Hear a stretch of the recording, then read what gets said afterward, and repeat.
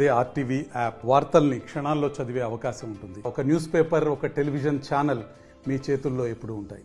వారి దయతో, వారి యొక్క శుభాశీస్సులతో ఈరోజు భక్తులందరికీ మనం ముందుగా చెప్పుకున్నట్టు ప్రసాద వితరణ ఈ రోజు నుండి స్టార్ట్ అయింది. ఈ రోజు మొట్టమొదటిసారిగా ఈ కార్యక్రమాన్ని ప్రారంభించుకోవడం చాలా సంతోషంగా ఉంది. దీనివల్ల ఏంటంటే వాళ్ళకి ఒక ఆధ్యాత్మిక భావం, అదేవిధంగా మనం టెంపుల్కి వచ్చిన తర్వాత స్వామివారి యొక్క ప్రసాదం తీసుకోవాలనేటువంటి భావన ప్రతి ఒక్కరిలో ఉంటుంది. దాన్ని ఫుల్ఫిల్ చేద్దామన్న ఉద్దేశంతో ఇదే విధంగా తిరుపతిలో అయితే ఏ రకంగా సర్వభక్తులకి ఈ ప్రసాద వితరణ జరుగుతుందో అలాగే ఇక్కడ చేయాలన్న ఉద్దేశంతో మేమున్నాం.